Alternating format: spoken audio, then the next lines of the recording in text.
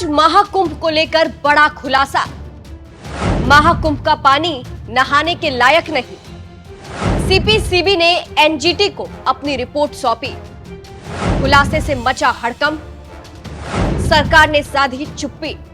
नमस्कार, मैं हूं आपके साथ सृष्टि श्रीवास्तव। 144 साल बाद आए महाकुंभ का आयोजन क्या हुआ?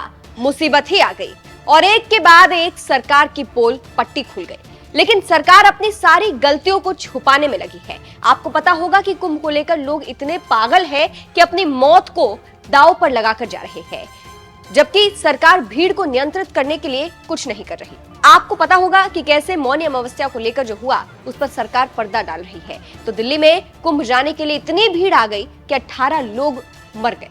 फिर भी सरकार की तरफ से कोई एक्शन नहीं हुआ और एक दूसरे पर आरोप प्रत्यारोप जारी रहा। अब एक और बड़ा खुलासा महाकुंभ को लेकर सामने आया है। जी हां, केंद्रीय प्रदूषण नियंत्रण बोर्ड सीपीसीबी का महाकुंभ को लेकर रिपोर्ट सामने आया है, जिसके बाद हंगामा बरपा है। सोमवार को एनजीटी को सूचित किया गया है कि प्रयागराज महाकुंभ का पानी नहाने के लायक नहीं है। जल का स्तर स्नान के लिए प्राथमिक जल गुणवत्ता के अनुरूप नहीं है। सीपीसीबी की माने तो अपशिष्ट जल संदूषण के सूचक फेकल कोलिफॉर्म की स्वीकार्य सीमा 2500 यूनिट प्रति 100 ml है।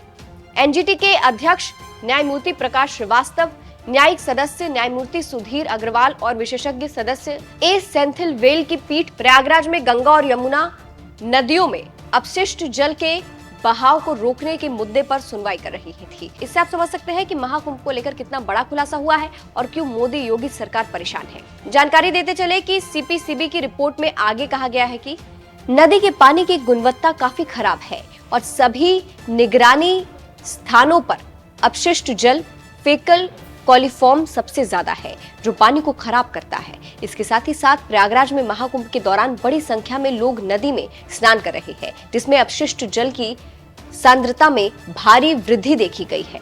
पीठ ने यह भी कहा कि उत्तर प्रदेश प्रदूषण नियंत्रण बोर्ड यूपीपीसीबी ने समग्र कार्रवाई नहीं की है और न ही रिपोर्ट दाखिल करने की जहमत की है।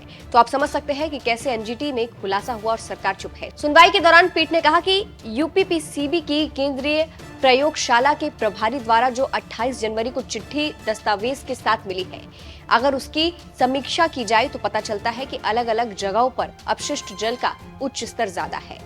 तो इससे आप समझ सकते हैं कि कैसे जल के बारे में बात कही जा रही है। जानकारी देते चले कि एनजीटी में एक याचिका दायर की गई थी, जिस पर कुंभ से पहले सुनवाई हुई थी, लेकिन सब कुछ जानने के बाद कोई एक्शन नहीं हो रहा है। अब कोर्ट में अगली सुनवाई के दौरान यूपीपीसीबी के सेक्रेटरी को खुद मौजूद रहना होगा। जानकारी देते चले कि इन सब के बावजूद कुंभ में नहाने वालों की भीड़ में कोई कमी नहीं आ रही है।